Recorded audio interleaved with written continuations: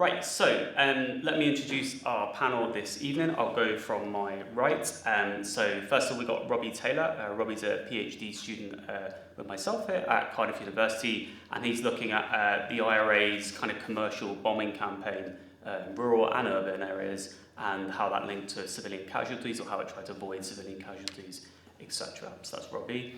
Next to me on my right is Tommy McKearney. Tommy is a former Republican prisoner and also an author as well, so I'm delighted that Tommy's been able to come across to talk to us this evening. To my left is Dr. Marisa McGlinchey. Marisa is from Coventry University, and Marisa has worked on various themes related to conflict and peace process, and particularly was author of an award-winning book, Unfinished Business, about Republicans who were against the peace agreement in 1998. And at the end of the table, to my left again, is Danny Morrison. So Danny is the former Sinn Fein Director of Publicity and an author himself as well. And we're delighted that we've been able to get together as a panel and hopefully provide some interesting insights for you this evening on our topic. As a very brief just explanation from me to get us up to speed in terms of getting up to 1969, when the conflict in and about north of Ireland or Northern Ireland kicks off. You get partition, which we might cover in a bit more detail in our first question in a minute, which happens essentially around 1920, 1922. The process happens to 26 counties of the island of Ireland, later go on to form the Southern Irish State, or what becomes the Republic of Ireland from 1949. And the northeast, 6 counties go on to form Northern Ireland, which remains under British rule. There's a civil rights movement that actually emerges by the 1960s in North of Ireland or Northern Ireland, and that's primarily against what was seen as discrimination by the Ulster Unionist British Protestant government in Belfast that worked by majority rules. They're different from today when you have power sharing in Belfast. And so civil rights movement largely was the Irish Catholic or Irish nationalist population, because the discrimination aspect was largely against that part of the population, but there would have some Ulster Protestant people from background would have been part of that movement as well. And essentially, the Unionist government of Belfast generally resists the civil rights changes that wanted. So you get into communal clashes, if you want to call it that. And then British troops come in August 1969. And I won't spoil the story further from that for a second, because we'll partly cover it in some of our questions. Okay, so and the way the questions will work, we'll let our 2 guest speakers speak, Tommy and Danny first, and then Robbie, Marisa, or me might make some comments thereafter with the questions. So the first question tonight is, why did the IRA form in the North from 1969, and why did it fight against British rule from 1969? So we'll go with Tommy first, and I'll pass him this mic. Thank you, Thomas. To get an idea of why there was a break from the IRA in 1969, I think it's important to think of the context in which it happened. One, we're talking about a situation in Ireland, in the north of Ireland, for the previous 50 years before 1969, when there had been systemic discrimination done in order to solidify support for the unionist position. The fact is that in 1907 there had been a general strike in Belfast which gained what we would now call cross-community support, to the alarm of the pro-union people in Belfast and what it was management and capitalist class in Belfast at the time. 1919, again, same thing happened. Strike action. So as a result of that, there was fear within unionism that unless they rewarded what we would call the Protestant working class with privilege, not greatly wealthy, but what we call relative privilege in terms of employment, access to housing, access to cultural rights. And this was reinforced by a very heavy-handed approach from the state's forces, Royal Constabulary and its reserve force and IB specialists. And when in 1969 or 68 to be exact, civil rights movement began asking for what was actually known as same British rights for British citizens, as we were described at the time, still would be possibly. the United States and its entirety resisted any reform, any change, any removal of discriminatory practices. And they seemed to be under pressure. State, Northern Ireland, the state resorted to what was common practice, brutal suppression of the civil rights movement. And keep in mind that this happened in the first time that the state had responded with brutal force. When the state of Northern Ireland was established in 1921, there had been widespread pogroms in Belfast. Many people were shot, killed, houses burned. In fact, the entire Catholic workforce in the shipyards, 7,500 had been expelled for their physical employment. 20,000 Catholic families found themselves out of their homes. So this came about in 1969, as the state responded with its usual brutal viciousness. And we're not talking about just simply thugs. We're talking, you could possibly describe them as thugs. But these were not just ordinary people who attacked. This was the forces of the state itself, rebels, its the first people to die in 1869 were actually Leeds men, two men beaten to death by the IOICHP with batons, and the rest of Irish Republicanism. And on the 15th of August 1969, in order to suppress the civil rights movement, the rebels who started, this is an armed police force, came into Catholic area, the Falls Road area of Belfast, shoreline armoured cars with 30 caliber machine guns, several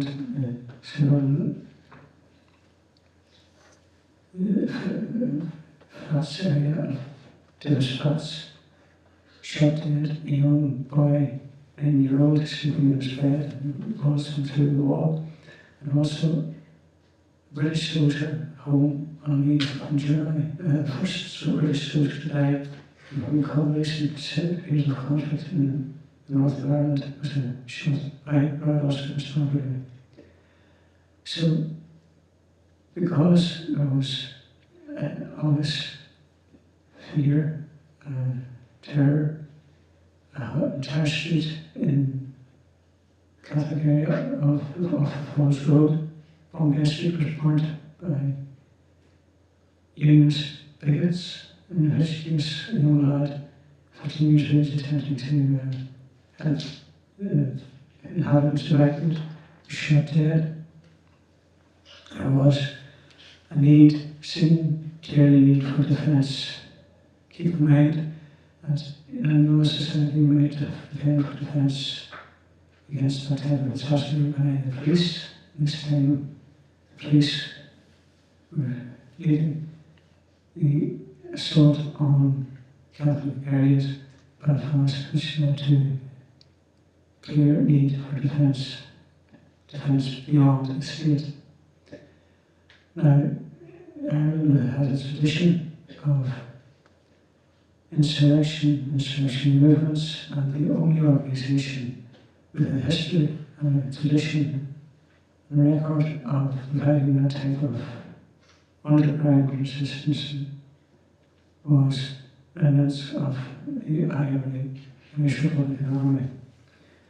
At the time, in August of 1969, the Irish Republican Army was led by a group of people from Dublin who were not familiar at all with the savagery and viciousness that would be commonly employed in the Northern Ireland state, and led to a split within the IRA.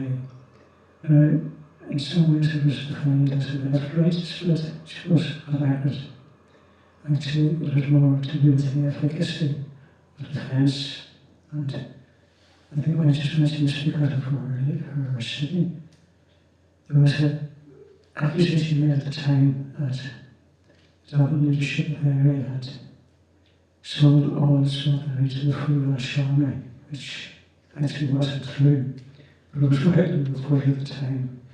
So it led to a split and a new group split away to be known as the Provisional IRA. And because of the nature of the time, the need for defence, this group came along and within a few months was able to demonstrate its ability to protect, to a certain extent, the population in Catholic areas in Belfast City. Over the next year or 2 years, 3 years, there was an escalation of offence. British Army had been committed, the regular army had committed in '69, but by mid-1970 it had lost its credibility as foreign partiality when it failed to protect a particular area known as the Short Strand, where Catholic people were under attack. And following that, a couple of weeks later, in order to remove defensive weaponry from the lower falls, the British Army surrounded the lower falls area of Belfast, shot dead 4 people in the area, and searched houses in what was going on as a curfew. A year later, the British central government in London authorised international contaminated travel, which was one-sided, totally one-sided, with a week from the loyalist Protestant unionist community arrested and detained in the initial stages of the massive assault. The significance of that was that from previously we believed that possibly the central government in London had overruled the Stormont regime and its systemic discrimination and employment of brutality. There was a saying that London was definitely partial in the situation in 6 countries of Northern Ireland. And shortly internment was introduced in August of 1971, and a few months later, in January of 1972, the British Army engaged in what became known as British relief and shot dead 14 people, civilians, demonstrating against the process of the trial, at which stage it meant that there was no possibility of reconciling the situation, and the IRA expanded dramatically in the aftermath of those 2 incidents and continued in operation for the following 20 years. Great, thanks very much, Tommy. Same question to Danny. Why did the IRA form and fight against British rule in the North from 1969, in your view? Thank you, Thomas, and thank you for coming along tonight. To understand why the IRA arrived back on the scene again post-1969 in the north of Ireland, you need to spend a quick 1 or 2 minutes just looking back. England, then later Britain, has been interfering in our affairs for 800 years. They were able to conquer most of Ireland, but the most rebellious part of Ireland was Ulster in the northeast. And in order to defeat the Irish there, they introduced settler colonialism. So their soldiers that came from England and from Scotland, the Irish were dispossessed and their lands were handed over to these interlopers who were rewarded for their militarism, for killing people, for dispossessing people. And of course there was always resistance to that. So that's how, and by the way, my name is Morrison, so I come from Scottish Presbyterian stock. Somewhere along the line, 100, 200 years ago, my forebears were part of this colonisation process. So we have a situation where there's large, in the north of Ireland, large numbers of settlers, and who later come to be called unionists. They're not called unionists at this point in time, and they have no problem with a united Ireland as long as they are in control of it. And they do control it. They control it through their landlords, they control it through the administration in Dublin Castle. Catholics were not allowed to vote. I'm talking about in all of Ireland. There was a whole campaign for Catholic emancipation. Eventually it was granted. But there has always been two strands running through native Irish people's reaction to England's interference, England's occupation of our country. One has been a peaceful process, where if the argument is made that we can achieve real change and progress through peaceful constitutional means, we will do it. And there were others who were sceptical of that process. And the ones who were sceptical, going back 200 years, 300 years, they formed the tradition of republicanism. That England has no right to be in Ireland. They will not move unless you force them out. So throughout the 19th century, we had the Irish Parliamentary Party, represented in Westminster, who were telling Republicans, we can get home rule. And by the way, this wasn't independence, this was devolution, same as you have here in Wales. We can get devolution. And they went into the House of Commons, and they spent decade upon decade. And over the period of 30 years, they passed 3 home rule bills. So it looked like democratically Ireland was going to get a measure of devolution. But sections of the British Army, the Tories in England, and the Unionists now gathered around, concentrated in the north of Ireland, and said, we will not have that. We will oppose devolution. We will oppose democracy in Ireland. And if it's introduced, we will fight, and we will fight the British Army. This is Unionists speaking. That was the UVF in 1912. So when we peacefully tried to bring about change and democratic change, it was thwarted by loyalists who were armed from Germany before the First World War and supported by the British Army.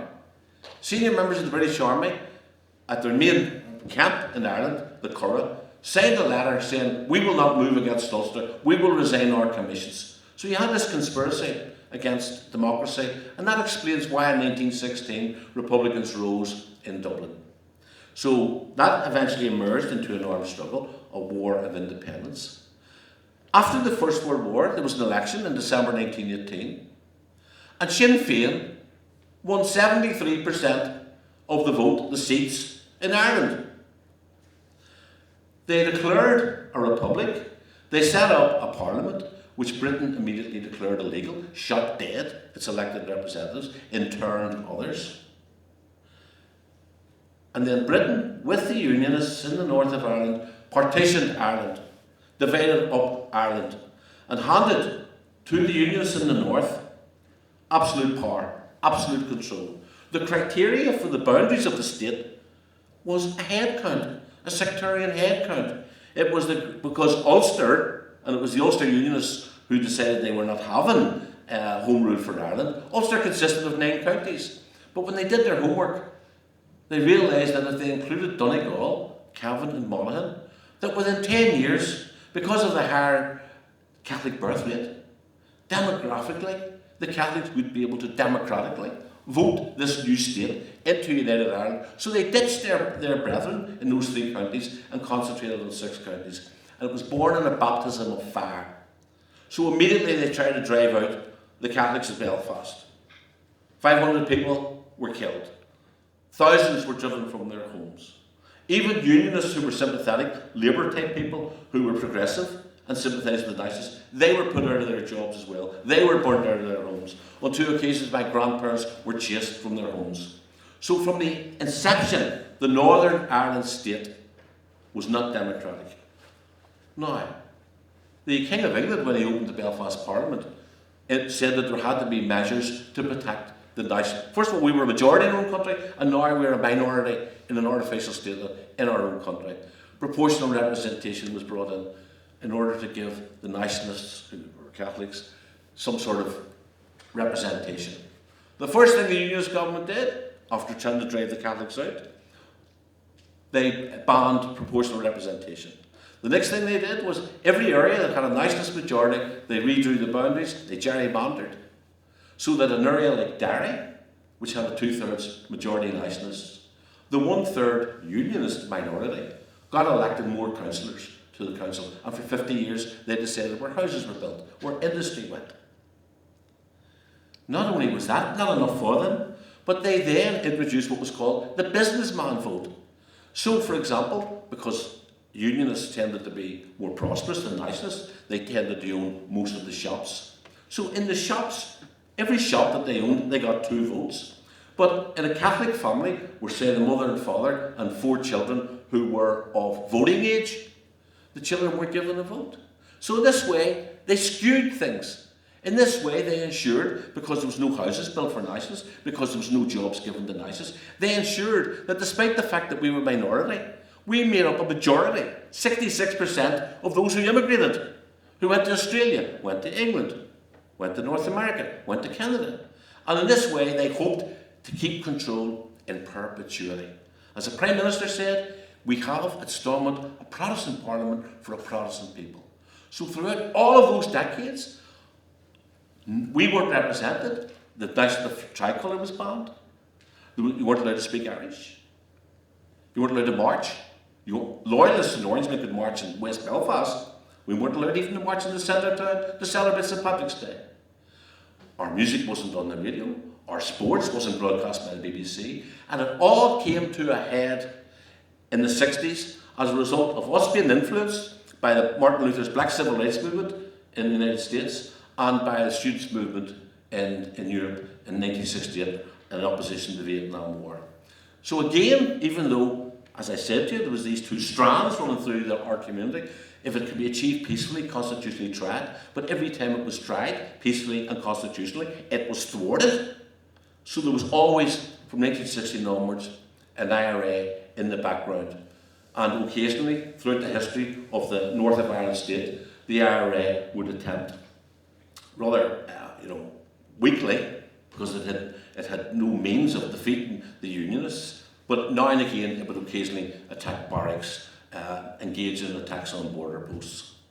In the 1960s, nationalists and Republicans decided to try the route of peaceful civil rights.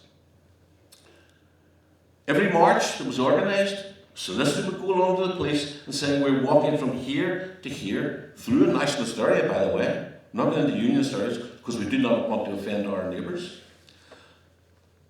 Ian Paisley, who was an up-and-coming demagogue, would then call a counter-demonstration. And that allowed the Minister of Home Affairs to ban both marches. So it was now illegal to take part in a civil rights march. And when people marched, they were battened into the ground, they were beaten. And so there was a lot of frustration. On top of the demands for civil rights, as Tommy said there, all of the civil rights movement was looking for the rights that people in Britain had.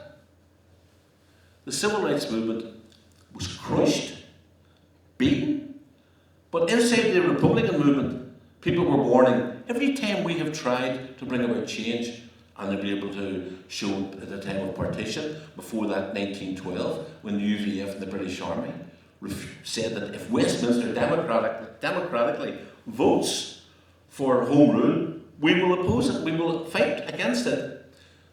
Republicans were warning inside our community that if we continue this demand for civil rights, there's going to be a reaction, and we better be ready for it. And the IRA let the people down.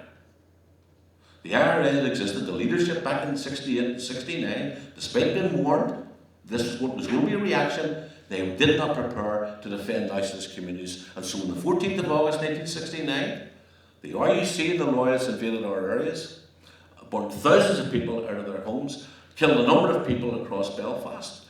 The Irish government went to the United Nations and were looking for the intervention of UN forces. And Britain did not want it internationalised, so they rushed in the British Army. British Army, which had 18 months earlier been killing people in Aden, Yemen, within a few months was killing people in Belfast, long before the IRA fired the first shot.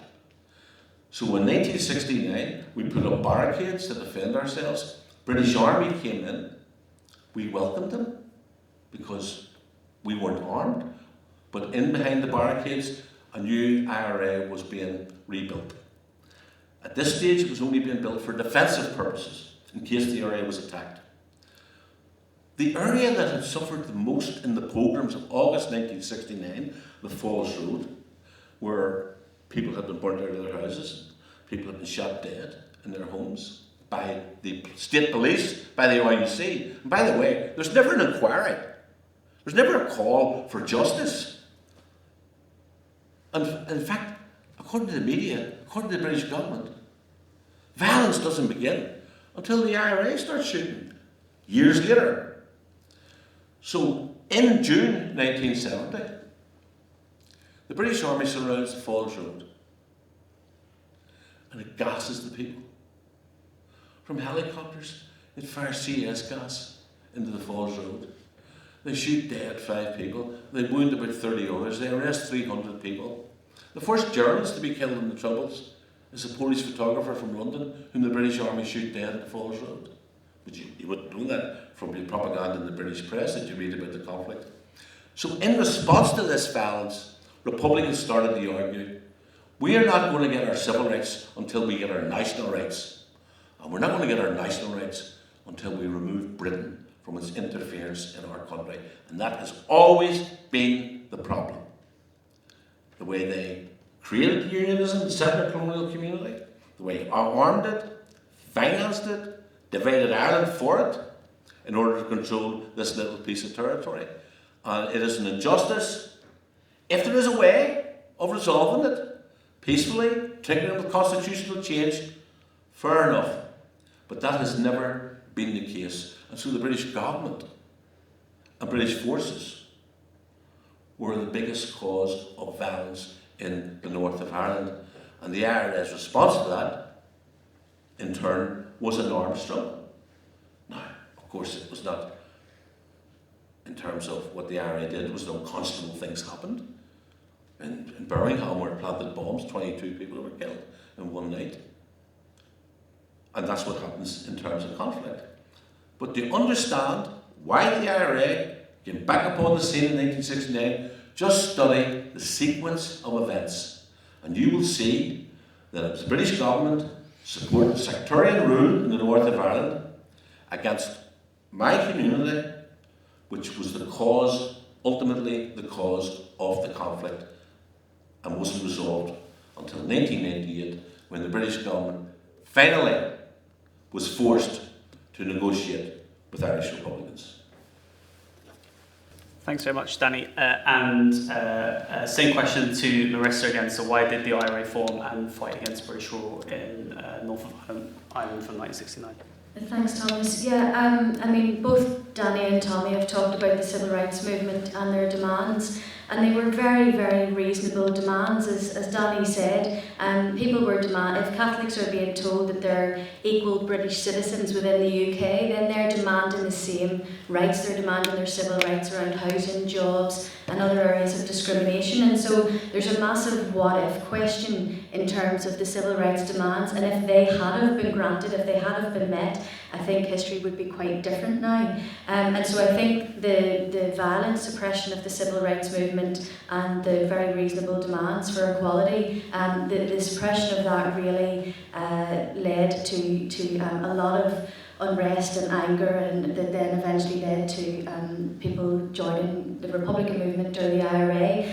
And also both Tommy and Danny have talked about the role of the IRA in terms of defending Catholic areas. So in 1969, both talked about the burning of Bombay Street, a very famous incident in the Lower Falls in West Belfast, where I'm from, and loyalists came in and a lot of state forces were involved as well, and they burnt a lot of the families out. My family was one of the families that were burnt out at that time, and it had a massive devastation on families and on the community. And when you had things like the burning of Bombay Street, mass internment, you had people seeing their family members, their friends being arrested, interned without trial. That was happening on a mass scale. Then you had things like the Ballymurphy massacre. We hear a lot about Bloody Sunday, and rightly so. There was also the Ballymurphy massacre that involved the same parachute regiment that was in Bloody Sunday. So when all these things happened, the IRA and people being drawn to the IRA 69 and in the immediate years after, all these events really acted as things that got people very angry, very motivated. They wanted to defend their communities, and they were drawn to the IRA on the back of these various events. And I think also it's important to contextualise all that within the fact, as Danny and Tommy have both said, you know, the provisional IRA didn't emerge into a vacuum in 1969, and the IRA has been there for a very long time, and with periods of high activity and low activity. And I think the things we've been talking about explain why it re-emerged, why it reignited again in 1969, but it's important to point out that there were members of the IRA that were already there and that came together in the north and the south with younger and newer recruits in 1969.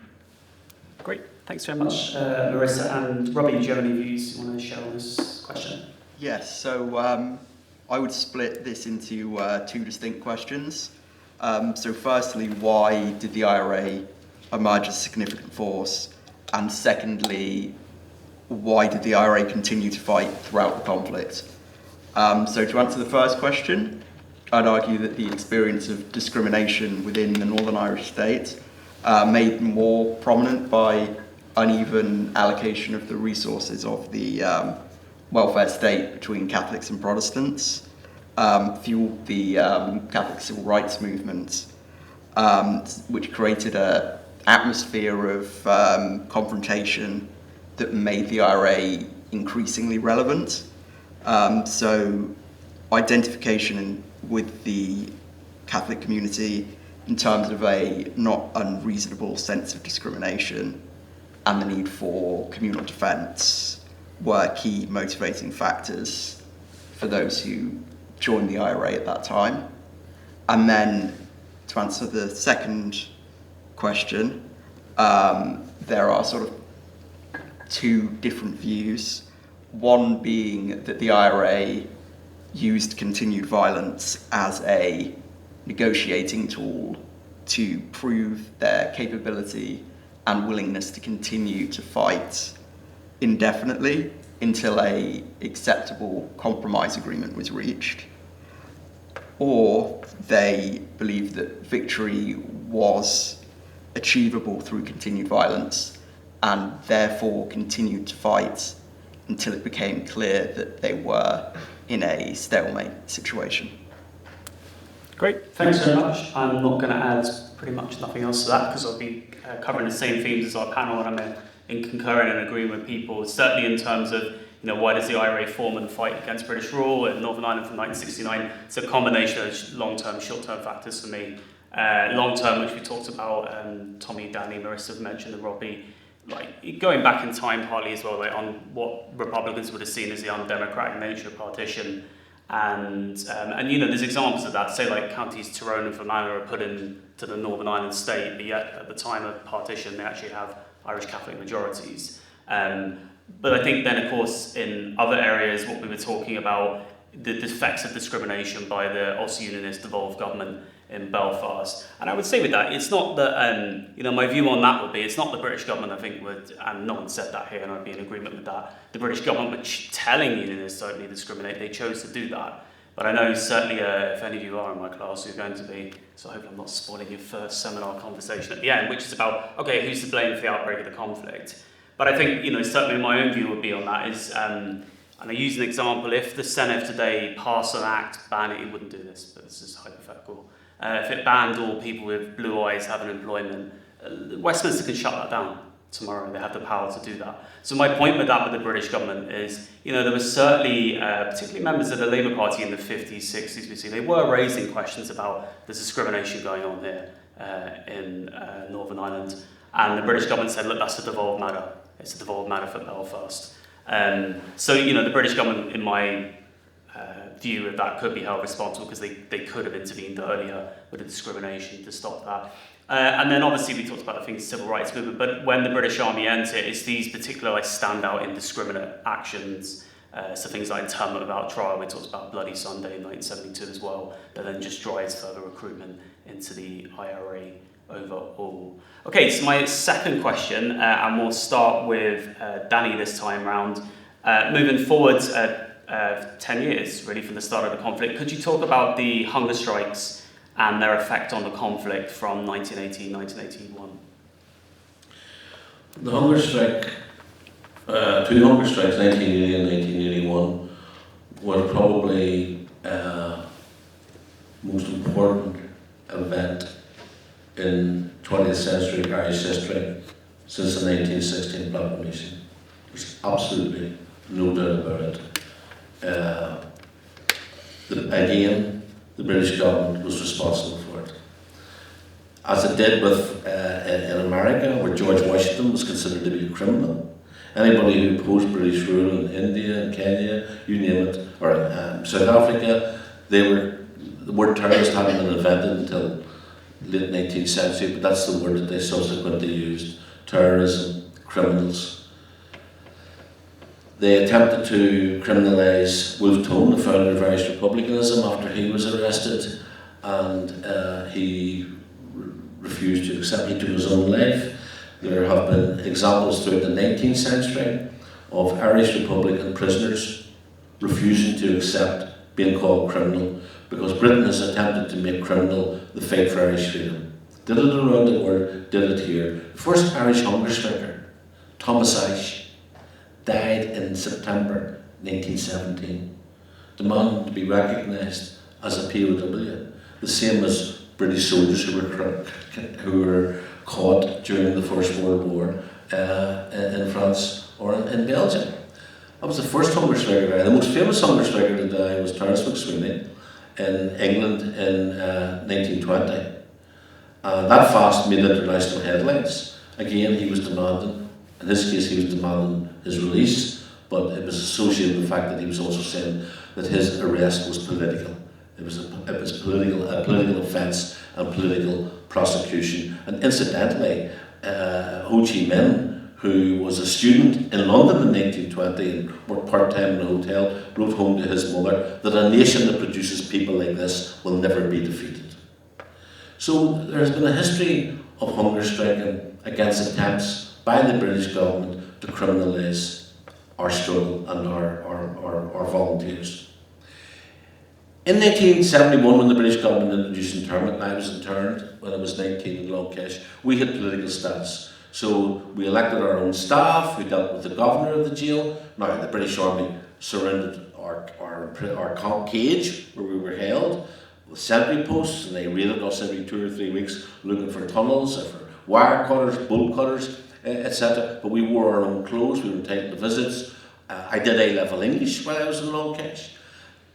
So as a result of this example of prisoners having political status, and as the war started and IRA people were caught on ambushes or carried out attacks in the British Army, and they were processed through special courts, as the numbers of IRA volunteers grew, they were in a strong enough position to demand political status. This came to a head in 1872. There was a hunger strike in Crumlin Road Jail, and before anyone died, around the 37th, 38th day, the British government conceded political status, recognised that what they were fighting for wasn't for their own pockets, it was for a political cause. And this led to relative peace in the jails, because up until then no prison officer had been attacked. So the prisoners who were sentenced IRA prisoners were then moved from Belfast Crumlin Jail to Longkesh. They were in part of the Longkesh camp, but separated from us, but held in cages, wore their own clothes, didn't have to do humiliating prison work, and were entitled to visits, food parcels, etc. And so there was, even though prisoners continued to die, an internee, Hugh Coney, who was 2 beds from me in cage 2, when I was there in 72 and 73, he was attempting to escape, and as he came out of a tunnel just beyond the fence, British Army shot him dead. There was other 3 or 4, maybe other prisoners died of asthmatic attacks when they wouldn't answer the emergency bell at night. There was people dying of heart attacks, etc. But up until then, there was still relative peace in the jail. And then the British government didn't like the fact, when the world was looking at this, saw the IRA as being guerrillas, as being POWs. So they decided to introduce, and they decided to renege upon the political status deal of 1972, and in 1976 they introduced a law to say that anybody who was arrested after midnight on the 1st of March 1976 was a criminal. If you were caught with 200 bombs at 5 minutes to 12, you were political, but if you were caught with incriminating documents at 12, you were political, you were then criminal after midnight. It was total arbitrary, total nonsense, and they knew from experience, because of the IRA prisoners, going back to Thomas Leahy and others who died in hunger strike, that there was going to be a conflict within the prisons. And they decided that if they could defeat the IRA in jail, it would be a body blow to the morale of the IRA on the outside, who they couldn't defeat. And so they stripped the prisoners, they beat the prisoners, they held them in solitary confinement, they blocked up the windows, they blocked up the doors, they wouldn't let them exercise, they wouldn't let them write letters, they wouldn't give them reading material. And it was because the only thing in the cell was a blanket. The male prisoners put a blanket around themselves, and that blanket protest lasted for 4.5 years. Tommy was on the first hunger strike in 1980, along with 6 other comrades. I was visiting them during that period because I was a PRO of Sinn Fein on the outside. It was horrific. The brutality was horrific. And they didn't break the prisoners. And so in 1981, a second hunger strike started, because the British government had the opportunity at the end of the first hunger strike to give the prisoners their own clothes. It sickens me when I think of how devious the British are. So, ordinary prisoners who accept criminal status finished work at 4 o'clock on a Friday. So at 4 o'clock on a Friday, the prisoners, including the hunger strikers, asked for their own clothes, which they were entitled to. And that was the opportunity of the British government to finish the whole protest. And the governor turned around and says, oh, to get your own clothes, you have to put on the prison uniform. They were relentless, and they wouldn't budge. Even when Bobby Sands tried to compromise, they wouldn't budge. And so a second hunger strike started on the 1st of March, 1981. And shortly into that hunger strike, an MP called Frank Maguire, an independent MP from Fermanagh South Tyrone, died. And outside of our control, a by-election was called. And so we decided to put forward Bobby Sands as a candidate. It was full of risk, because Bobby could have lost and Thatcher would have said, even your own people reject you. But it was a gamble that Bobby Sands was prepared to take, and we were prepared to take. So we launched that campaign. It was an incredible campaign. I was Bobby's spokesperson because he couldn't do TV or radio, so I did the party political broadcasts. Everywhere we went, our posters were torn down. Our people putting up posters were shot at. British Army stopped us at the start of a village, emptied the car, held us for an hour to slow us down and to advantage the Unionist candidate. We got to the other end of the village, everything was taken out again. Total harassment. And Bobby Sands won. And it was international headlines. He won with twice the majority that Thatcher got in Finchley. And Thatcher had challenged the Republican movement. How can I talk to you? You don't have a mandate. And now Bobby had a mandate. And the response of the British government was to rush through emergency legislation, amending the Representation of the People Act, so that no other Republican prisoner could stand for election. That hunger strike lasted for 7 months. 10 prisoners died. Another 2 prisoners were elected to the Irish Parliament in Dublin, including Kieran Doherty, who died in a hunger strike in early August 1981. The hunger strike ended on the 3rd of October, and 24 hours later, the British government gave the prisoners their own clothes. All along, it had never been about that. It had been about trying to defeat the IRA by defeating the prisoners, and they failed at tremendous cost. 65, 75 people lost their lives. 30 prison officers were killed by the IRA and the NLA from 1976 to 1981. 14 people were shot dead, including children, on the streets by the British Army with plastic bullets. In our area, a kid was cycling down Beachmount Avenue, 13 years of age. A bored British soldier shot his nose off with a plastic bullet. Nobody's ever arrested, of course. The only people who are arrested and go to jail are Republicans and later, in the early stages of the conflict, loyalists. The hunger strike was incredible. It was our 1916.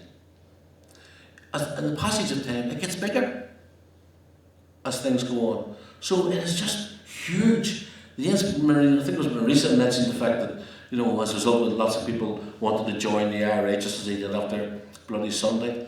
But that hunger strike transformed things unbelievably. It inspired more and more resistance. British rule, in my opinion, was defeated by the blanket men in the H blocks in Long Kesh and by the women in Armagh jail. Thanks so much, Danny, for that. Same question to you, Tommy, and I'll pass you the mic for this. Could you talk about the hunger strikes and their effect on the conflict from 1980-1981? Well, I think as Danny has very eloquently laid out, it transformed the situation. The British government had attempted to, as known as defining narrative, by introducing what they call criminalisation in the 70s, in order to say that what was happening in 6 counties of Northern Ireland wasn't a battle for democratic rights, it wasn't a battle for an Irish Republic, it wasn't political struggle at all, it was actually criminal terrorism as it was defined. And in order to enforce that, as Danny has outlined, they decided to move what had been accepted as a political status of Republican prisoners in the prisons. Now, Danny has outlined the situation quite elegantly, so I'm not back over what he has said. The prison situation meant that before the hunger strikes there had been a movement of relatives supporting the prisoners, and there has been a long history of Republican prisoners in Ireland from the United Irish Union, but certainly Woodrow Morrison, arguably the first blanket ban in the middle of the 19th century when he refused to, an Orphean as an exclusion in Ireland, refused to accept the British designation of criminal, and for many months kept in solitary confinement out in the blanket, handcuffed, and exactly forced to eat his food from the floor as almost as if he was a dog. He was one of the most become legendary within Republican circles, as well defining the resistance to imprisonment by British in Ireland. This resonated with the 1970s and 80s prisoners in the H blocks of Long Kesh, refusing to accept criminalisation, refusing to accept the status of criminal. We refused to wear the uniform, refused to do the work, complained to cell, accused the idea. But in addition to this, it generated a movement on the outside. In 1878, it was before 3 years before Bobby Sands died, there was a march to commemorate the first Soviet march from Dungannon to Dungannon, County Rome. And approximately 10,000 people attended that march in 1878. This small indicator of the amount of support there was for political prisoners in the H blocks of Long Kesh. By the time the hunger strikes began in 1881, support exploded enormously, even from that. Over 30,000 people were voted for Bobby Sands, and in many ways had ended the criminalisation policy. It was broken because it was clearly defined as a majority of citizens of Lancet Rome, the one constituency contested by Bobby Sands, had returned him to Parliament as declared him not to be a criminal but a political prisoner. Now, the fact is that there was such a huge movement that prior to Bobby Sands being elected, the constitutional nationalists of the SNP held electoral power uniquely and representing the Catholic nationalist Republican population in the north of Ireland. Bobby Sands was the first Republican prisoner, the first Republican to be elected in about 20, 30 years. There had been Republican prisoners elected in the 1950s from the very same constituency, but this was a massive breakthrough in public standards elected, and it indicated very clearly to, not only to Republicans, but that they could challenge electorally and win electorally. It won the same for the Irish Republicans in the Republic of Ireland, said that for 2 prisoners were elected during the general election in the Republic, and several others had to succeed, although they didn't maybe win a seat, and received very favourable returns at the electoral at the ballot box. So I don't need to get an opening for expansion of the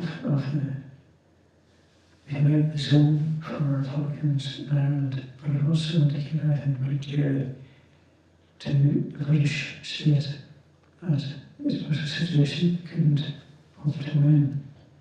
It indicated to the Americans that something was happening in Ireland that couldn't be left up to the British securities. I would argue because of the huge international response. It wasn't just in Ireland where the response was enormous. It re-energised the Republican movement. Sinn Fein come back from being a support group for the IRA to become a political force in itself. It recruited enormously from the support base that had been developed through the hunger strike period, not only in Northern Ireland but in the Republic of Ireland as well. And what was came to join the Sinn Fein movement at the time, a lot of young people, a huge number of young people, particularly young, articulate, intelligent women, came to the fore. Seeing this, there had also been a huge, as I said, international response. 5,000 people marched through Milan, thousands marched in Paris, Berlin. The record shows that Desmond in his prison cell wrote the fact that an Irish patriot had died in a hunger strike. If I had lost to mention it, similar to what O'Shea has said about intentional scrutiny. I think that Desmond commented that it would be impossible to defeat someone in a movement that had endured hunger strike to the death. Now, obviously, with such huge movement across the globe and in Ireland, British states took it and began to negotiate. Shortly thereafter, of course, when Bobby died, his election agent, Owen Karen, was elected in the following by-election, which indicated that it wasn't a flash in the pan. Within a short space of time, Sinn Fein won a seat in West Belfast with Jerry Adams, defeated the old SDNP Constitutional Nationalist Jerry Fitt. It was obvious then that Sinn Fein and Republicanism was in a new, higher plateau than it had been years before. And I believe that it was at that stage that the British establishment, the Leave state in Britain, decided that it was time to start to negotiate a settlement. Now, it did take another 10 years, actually 18 years before the Good Friday Agreement was signed. But the early stages of that decision to negotiate had taken place as a result of the outpouring of support and the revitalisation of Republicanism in Ireland as a result of the hunger strikes. 10 men dead. Thanks so much, Tommy, for that. I'll just check, Marisa, if you want to contribute to that at all. Thanks. I'll just make a couple of quick comments on the back of what Danny and Tommy have both said. I really think that the impact of the hunger strikes really can't be overstated. It was absolutely massive. At home, as Danny mentioned, I said earlier, in the north you had literal queues on the streets to join the IRA in the aftermath of the hunger strikes. That's how significant they were. And also internationally, as Tommy said, massively significant internationally. 10 years ago, I was speaking at an event in Trabzon in Turkey, and one of the Turkish students stood up and started talking about Bobby Sands, and it had made a massive impact upon him. So I think both at home and abroad, really, the impact of the hunger strikes is massive. Great, thanks so much. Robbie, anything you want to add to that question? I've got a point that interacts with the hunger strikes. It's not directly on it though. So I'd like to make a sort of broad point about the interaction between Sinn Fein and the IRA. So, broadly speaking, as Sinn Fein became more significant in the Republican movement, and especially as it began to contest elections, this sort of increasingly restricted the IRA's use of violence. So, from my own research, the IRA largely stopped bombing in city centres in Northern Ireland into the 1980s, as this risked substantial civilian casualties, and the IRA were increasingly conscious that this was unpopular with Sinn Fein's electorate. And then one of the key implications of this suggestion is that deeper involvement in electoral and constitutional politics can draw armed groups away from violence and towards political compromise.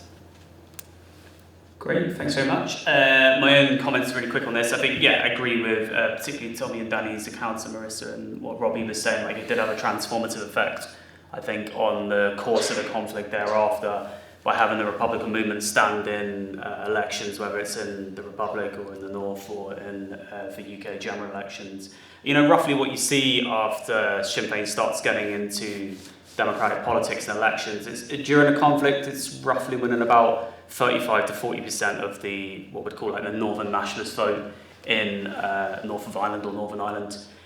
And that's quite substantial, so okay, it's not winning the majority, but if you're going to try and have a peace settlement later on, if you think of it like from Republicans' perspective, but also then Unionist, British government, Irish government, and then a Social Democratic Labour Party, SDLP, who just engage in constitutional politics, it's very difficult to ignore 40% of the Northern Nationalist electorate if they're voting for Sinn Fein. How are you going to create a peace settlement with that many people outside of it? So I think in that sense, it made it very difficult for other groups in the conflict and the governments to ignore the Republican movement if it wanted a genuine peace settlement that had a significant reduction in armed activities from Republican groups. Just keeping aware of time, so we'll have one last round with questions before we open up to the Q&A. I said a little bit earlier there'll be a change of batteries during the Q&A, so give us a second for that, and everyone get a breather for a second at that. So, the last question I want to ask to the panel is, was the Good Friday Agreement a good deal for Irish Republicans? We'll start with Tommy on that question. I'm somewhat agnostic about this. The benefits of the Good Friday Agreement. It certainly brought an end to the armed conflict, which I certainly welcome. Still, at the time I did, and still welcome it. It left a lot of people alive, or most certainly dead, or seriously injured, or possibly in prison. Had not happened. There are certain weaknesses in the Good Friday Agreement that I think we have to look at. But it took this struggle forward in the sense that it demonstrated to unionism, which that unionism is no longer a monolith that it used to be. There are different currents within unionism. Some might use this to be reactionary or considerable, but there is a realistic current within unionism that understands that it has to accommodate reality at a certain level. Really, those are some of the benefits that emerged from the Good Friday Agreement. However, certain weaknesses is that, in my opinion, principally around the what's known as the border forward process, which is not clearly defined. It's in the hands of the opinion of the British Secretary of State, which is a very nebulous arrangement. Now, there's difference of opinion on this, but it's happening that the demographics are changing at the same time. There's no definitive assessment of when or where or how a referendum on partition will take place. The weakness there I see is that if it isn't laid out clearly, two things happen. One, there's a possible, I'm McKearney is let me be very clear, there is a possibility the Secretary of Republicanism might re-engage in a conflict in order to force like a referendum. On the other hand, if there isn't very definitive recognition that there will be a referendum on partition that it will cause a very large section of areas and not to deal realistically with the possibility of the ending of partition. It's essentially, in my opinion, that the situation is discussed openly. Now, how it comes about is something else, but if there is a blind spot, if it's not discussed the possibility of ending partition, uniting Ireland into one republic, that it's encouraging leaders to be more earlier consent on and possibly hold out the option that if the threatened violence from use violence that it will be postponed, well, and there's some major weaknesses with the Good Agreement, plus the fact that there is an experiment, if you like, because it defines nationalists and unionists such. It has not addressed underlying 16 divisions. But to go back to the original point of it has a right from the end to violent conflict. It's not definitive arrangement. It allowed for a ceasefire for the end to an armed conflict on conditions that are not totally unacceptable to either side, so to that extent I think we're going to see the advantages of it as well as the drawbacks. But as I said, probably agnostic rather than either endorsing or opposing the Good Agreement.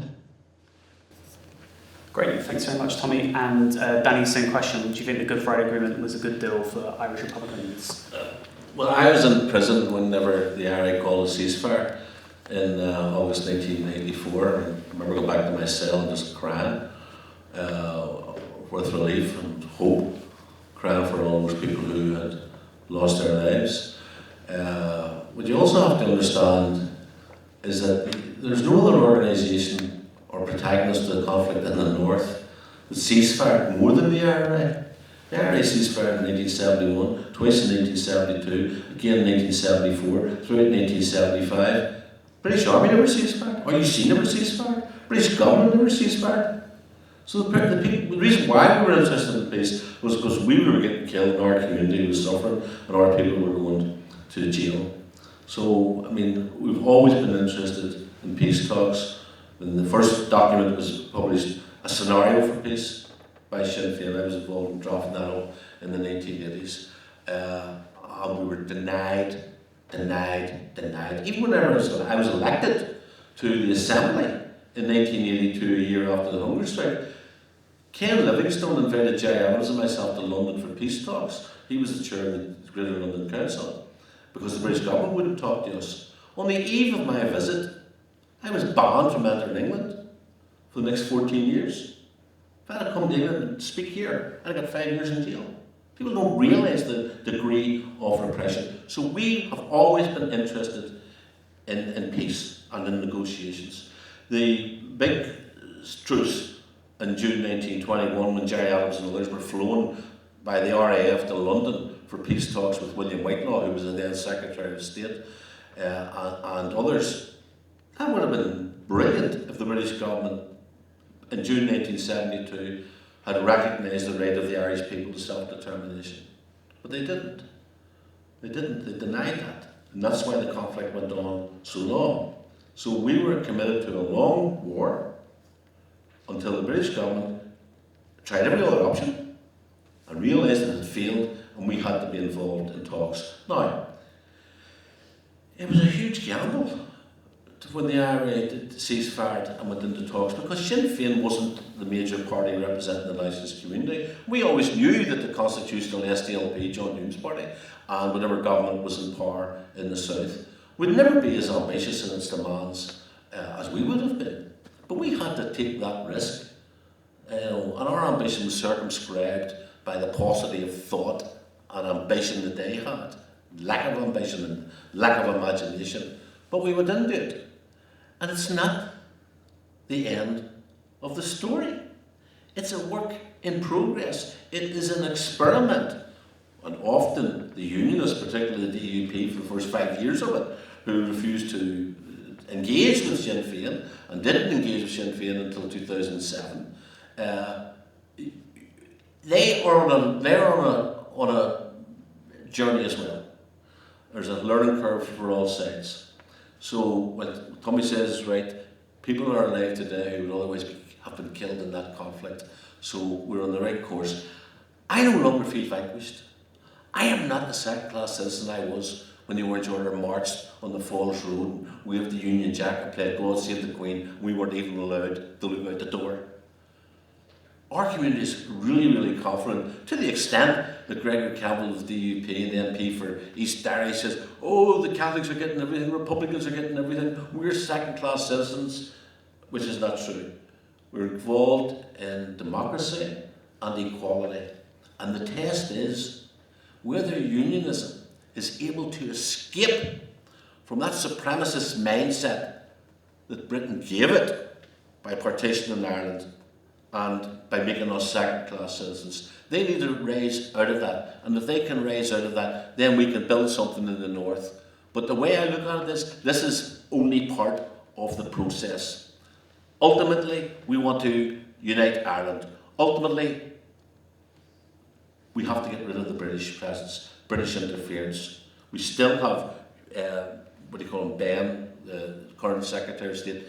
What right is he to tell my family in the Falls Road what we can and can't do? No right to be in Ireland. Would I have a right to come over here and tell him what to do? No, I wouldn't. So that basic injustice exists, and as long as the connection is there, we are going to have problems. Currently, they're political and constitutional problems. If ever they attempted again to oppress us, then they would meet with resistance. Make no doubt about it. That is not a threat, that is just a fact of life. I don't think it's happened, I think we've turned the corner. I think we're on our way out of these dark ages of British rule in Ireland. And I believe that ultimately, as Terence McSweeney, a hunger striker, said in 1920, we will conquer in the end. And I believe that's what's going to happen. There's going to be an end of British rule in Ireland. Sorry about Wales, you're going to be there for a bit longer, but we're going to be finished with that connection in my generation. Thanks very much, Danny. And Marisa, do you have any thoughts on the discussion? Yeah, thanks. I was 14 on the Falls Road in West Belfast during the Good Friday Agreement, and I remember the black taxis and cars going up and down, waving tricolours, beeping horns, and this massively jubilant, celebratory atmosphere. And I remember hearing quite a few people around me saying, "Why are they celebrating?" And I know there were some Republicans in my family who were crying. So it was a very strange sort of a time. It's such an interesting question. Was it a good deal for Irish Republicans? Well, what it did do, first, not to be understated, as Tommy and Danny have both said, there are people alive today who wouldn't be alive. Also what it did was that it provided a way forward for Republicans to still pursue their ultimate goal of Irish unity, their objectives, but in a non-violent manner. So it removed the violence there. It provided this other way forward through the consent principle, and it provided for a vote to take place, which is also called a border poll. There are many Republicans, although Sinn Fein is very much in a majority, I'm not suggesting otherwise, but there are Republicans throughout Ireland, for whom the Good Friday Agreement and the political process aren't good for republicanism, so-called dissident Republicans. Bernadette Sands McKevitt, she very publicly said Bobby Sands didn't die to be an equal British citizen within the UK. So there are Republicans that are vehemently against the Good Friday Agreement and think that it really was the selling out of Republican objectives and traditional republicanism. Of course, Sinn Fein strongly refutes that, and Sinn Fein, as Danny has mentioned, sees it as a long journey, and this is one step on the way to the ultimate objective of Irish unity. Equality was a very important step in that journey, an extremely important step, and that's come about through the Good Friday Agreement and the legislation that's been brought in since then. So it's still, I think, for Irish Republicans very much a process, but as I say, there are those for whom, including armed groups, for whom it's they're totally opposed to it. Thanks very much, Marisa. Do you have any thoughts on this, Robbie, this question? Yeah, so I'll keep this brief so we can get on to questions. But so in my view, so the Good Friday Agreement gives a pathway to a united Ireland without the need to resort to violence. I think the question with that is how viable that pathway is. So in my view, a referendum holds some risks for Sinn Fein, because if they lose that referendum, that would be a powerful tool for those who don't want to see a united Ireland and would make it more difficult to achieve. I think the Scottish independence referendum is probably a similar example of that. Great, thanks so much. Just before we go on questions, my thoughts would be, I think everyone had to make compromises, and this is the same. Again, if I look at, say, students being in my class, we have that question of unionism. Did the UUP or DUP win the conflict? Well, the DUP certainly didn't think so, because they wouldn't sign the Good Friday Agreement. And even the UUP, we have to look, where they've come from across the conflict, and certainly, points you've made here tonight and different work from like Danny and Tommy in their own books, we make the point that you go from what was Protestant majority rule discrimination situation, and by 1998 you have the main unionist party. At that point, the UUP have signed up to power sharing and cross-border bodies, which is something they also rejected of an early power sharing attempt in 1973, 1974. So in my view, again, alongside Republicans, but they also made compromises, as I do actually think the British and Irish governments did as well. But some Republicans, as we said, were unhappy with that, and they didn't think it was a good deal. I think for perspective of Sinn Fein and the IRA in the 1990s, it was seen as the maximum you can get with the political mandate you had, and the IRA's campaign persisting at that time. You look at some of the compromises they got in terms of power sharing with North-South ministerial councils, so there was a link, an all-Ireland link, which they were keen institutionally to have, prisoner releases, police reform, so the IUC was reformed or scrapped, depends which way you look at it. British troops left as part of, the IRA would decommission its weapons, but British troops would come off the streets for street patrols, etc. I think the other key point, and like you see this in Gerry Adams' book, he talks about this, the 1993 Downing Street Declaration, which is then just incorporate this particular part in 1998 about self-determination for the island of Ireland. So the British government, concedes here for the first time, publicly, even if they had thoughts towards this previously, there's a debate about that, but publicly, this is the first time they say it's for the people of Ireland, North and South, to decide the future of this island, politically, whether it be united or not. Adams in his own book would say that that's not exactly what Republicans wanted, of course not, because they look back to partition and say it's undemocratic compared to what Sinn Fein had achieved in the 1918 general election for all of Ireland, so they thought it should be an all-Ireland republic and therefore won the self-determination vote as a whole island. But nonetheless, it wasn't advanced the British government saying that, because the British government was saying, as will happen in the future, particularly, there's an argument about how the vote gets called, but in terms of the process with the vote, the British government can't interfere with that. It's the people of North and South of Ireland that will make that decision. We had a couple of questions in. Does anyone have any particular questions you want to do? And we'll take probably 3 or 4 at once, if there are questions. So, if you could shout as well, that'd be really helpful. As a young Irishman, I'll say I'd large hopes for a United Ireland in my lifetime. There's a lot more experience on the panel tonight that I could hope to be getting in the next few years. We've spoken a lot about the question of unified Ireland, but what I'd like to hear everyone's opinions on, or the process for it, would be how will we go about getting that, or moving towards that process. Thanks very much. So that's a question about United Ireland and the process of getting there.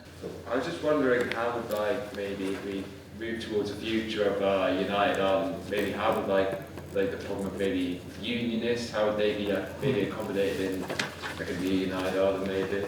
Yeah, I think my question was quite similar, but it was how long it would take for the country to be united. Like Ireland and Northern Ireland, maybe 10 years, 20 years, 30 years. How close are Sinn Fein to get the referendum? Mm-hmm. Just on the point of the oppression and the second-class citizenship that was found, do you think there should be reparations from the British government to the Irish people? Okay, so that question was about whether, because of things that happened in civil rights disputes, etc., there should be reparations by the British government. Okay, so let's go. Danny, maybe first to respond to any of those questions you want to.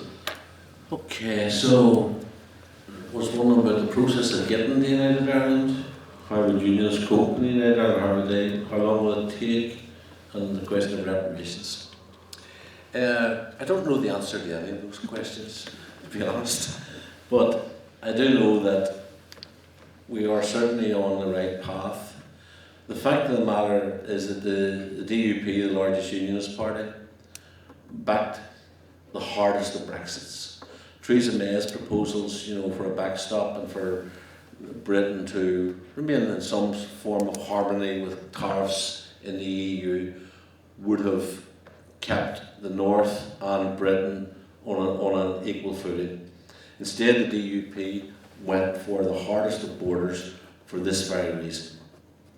They felt that there would be protests around the border, particularly if you were a farmer who had land in the north and in the south, and suddenly customs men were stopping to check your cattle. People would protest. The police would be called in, police car would be overturned, police would complain, we can't control this, we need the British Army. Dissident Republicans would take a crack at the police, at the British Army. Next thing, you've got the hard border back up in Ireland again, and that's what the unionists, the DUP, were actually hoping would happen as a result of them backing the hardest of Brexit. They wanted a hard border back because psychologically that would have strengthened the union for them, and it would have been very demoralising for us. Because getting the border, I was elected to a rural constituency, and back in the 1970s and 1980s, the British Army blew up 380 roads and bridges between the north and the south, and funneled all major human traffic through about 10 major checkpoints, and they were all got rid of, so that you wouldn't even now know when you were moving from the south to the north, or from the north to the south. Unionists wanted, that was what their Brexit was about. But on the other side of the coin, a lot of people who felt unions and would have voted unions, but who were business people and who think in terms of business, they liked the fact that the North had a foot in the European Union and also was trading in the South into the European Union. So the amount of All-Ireland business, commerce, has really quadrupled as a result of Ireland's particular relationship with the European Union. That is, that the North is inside the single market. So it backfired in the DUP. It has allowed a lot of unionists who formerly would have been totally opposed to United Ireland on the basis that the IRA were bombing them into it, now to look afresh at what United Ireland would look like politically and economically, and think to themselves, I am considering that for my own social economic reasons. So that's quite a bit of progress. There are also a number of very progressive Protestants who are looking back at the fact that the Republican movement was founded by Protestants. And Wolfe Tone was a Dublin lawyer in the 1780s, very much influenced by the French Revolution, introduced those ideas of equality and fraternity and also internationalism to our ideology, and they're looking back, because back in 1798, rebellion in 1798 was mostly organised by Presbyterians who considered themselves United Irishmen and who wanted an end to British rule in Ireland. So there's a lot of people who are now looking at their roots back then and looking at republicanism afresh. Not the republicanism, I suppose, if you wanted, of the provisional IRA, which was involved in the bombing campaign and the armed struggle, which, from a point of view of unionists, the IRA was killing people in uniform. The way the unions looked at, they were killing their brothers and sisters. You can understand that from their point of view. So the process is underway. The British government is bound to accept the outcome of a referendum. It's up to Republicans to convincingly make the argument that a united Ireland makes social, economic and political sense.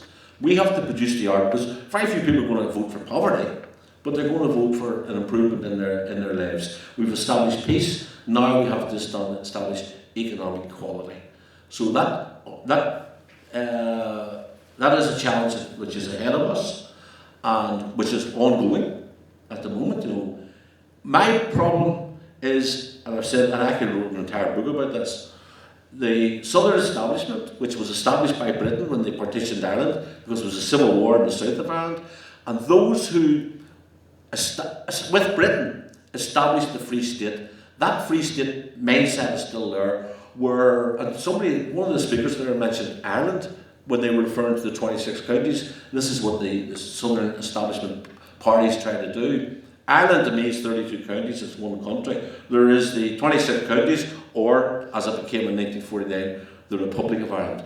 But the two main leaders, Fine Gael and Fianna Fáil in the south of Ireland, to me have become completely complacent, and their parties are comfortable with the Irish establishment as it stands. And you had when he was Taoiseach, Michael Martin, he's currently in Taoiseach, he's currently the Vice Prime Minister, he turned around and says, this is the party, by the way, that declares that its primary purpose is reuniting Ireland, calls itself the Republican Party. He says there will be no border referendum on my watch. They don't actually want it because they're comfortable with it. And so Sinn Fein needs to be in government in the south to release the resources, to bring in the best economic minds around the world, the best constitutional lawyers, to look at how, to spell out the various scenarios that would suit the most people as we make this transition and become, a new nation. Well, we were an old nation, but to become a new people once again. So that's why I'm very, very critical of the South. In terms of reparations, British government has certain commitments. For example, we've been paying into their pension pot for all the years.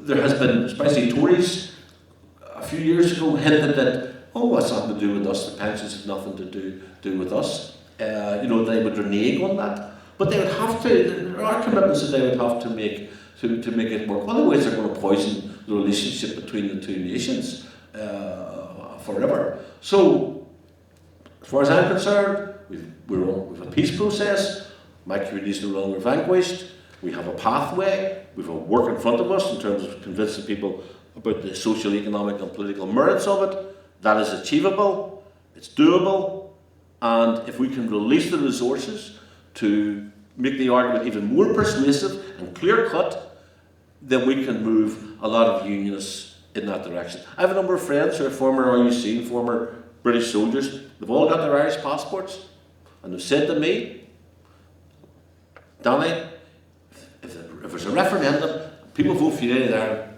I'm in. And that, to me, is really refreshing, honest and promising. Thanks very much, Danny, and Tommy, if you want to respond to any of the questions that were asked. Well, how do you get United Ireland? I believe that within the next 10, 20 years it's going to be decided by changing demographics in the north. I think that's inevitable, isn't it? Now, how that comes about, as I've said before in the previous question. That there's some clear the conditions for it to come out, I think is going to have to be addressed. The question of equality and unionism, I think, as Danny has outlined, is not really as difficult or impossible as would be thought by some of the more reactionary elements within unionism. At one stage, what now would be defined as unionism, parts of Belfast, East Belfast, working class, Protestant areas of Belfast. There was a very strong labour movement. Just as I said, in the 1930s, there was a large number of members of the Protestant working class decided to support not only United Ireland but a very left Workers' Republic. Famously at the Bowden's time with the power break the connection not with Britain but break the connection with capitalism. So that tradition is not completely gone and can be restored. The fact is that as economics change, that it's to bring about the conditions which would encourage working class people to see where their interests lies. This is a purely economistic argument. But keeping in mind that a sort of globalisation, that our industry has been closed down Belfast. The start of the Troubles in 1969 was about 10,000 employed in Belfast shipyard. Now it's bankrupt. There's talk about it being sold to a Scottish company. It's the most famous industry in Belfast in the 6 factories. Is in desperate stage. It has left them very disorientated Protestant working class in Belfast. Now, having said that, it is within unionism, within the Protestant working class, there are, as Danny has outlined,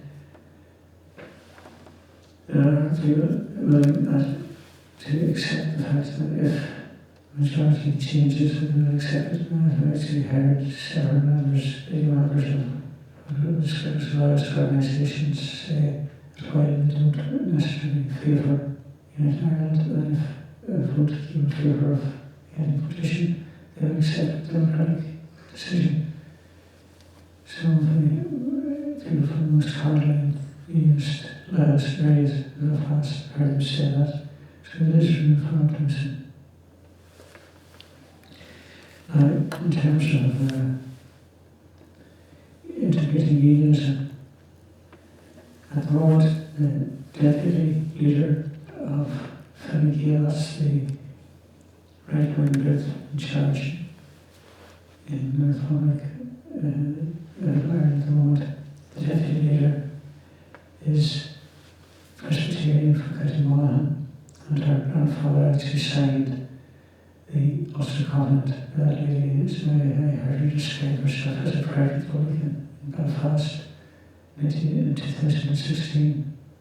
So it's quite possible that people will change depending on the circumstances. In terms of reparation, the British state for what the reparation that inflicted in Ireland, I think it's an excellent case to make, but I'm very doubtful that it will happen. Within the last couple of weeks, Keir Starmer and James Cleverly and the Chancellor of the Exchequer have rejected any case for reparation for the disastrous, despicable behaviour of the British state over the years, over 3 centuries. 3 to 4 million people were transported from Africa into slavery to work for nothing, to contribute their labour to the benefit of Britain. Britain has become one of the wealthiest countries in the world based on slavery, the enslavement of the African people. And those people in power and the street have simply rejected and had any possibility of even dealing with that situation. So dealing with Ireland, I and the first colony in the British Empire. Hopefully will be the last, but I think it's just an effort if we'll do it. We'll be very sceptical. I don't think we will. Great, thanks very much, Tommy. And Marisa, any points you've got? Yeah, well, Brexit really changed everything. I mean, Brexit completely, dramatically changed the political landscape, and both Tommy and Danny have said about unionists now getting Irish passports. I mean, that's one thing, but also, if it comes to a border poll on Irish unity, you have the hardcore, whatever you want to call it, on either side that aren't going to change their mind. But in the north, you have this really increasing and increasingly significant middle ground, and it's been growing quite significantly, and I think that the border poll could be determined by that middle ground. And really, I think what Brexit has done is it has provoked that middle ground into looking at the socio-economic conditions and questions, and they are now asking, would I be better off in a united Ireland within the EU, or would I be better off staying within the UK but outside the EU? So I think Brexit has really altered that landscape and has thrown up all these significant questions. Great, thanks very much. Robbie, any points you want to make? I think I'm good. Good. Yeah. Okay. My points would be the process. I think it's interesting with the Republic and also with the North because they have had separate Republic because of its constitution is used to having referendums quite frequently.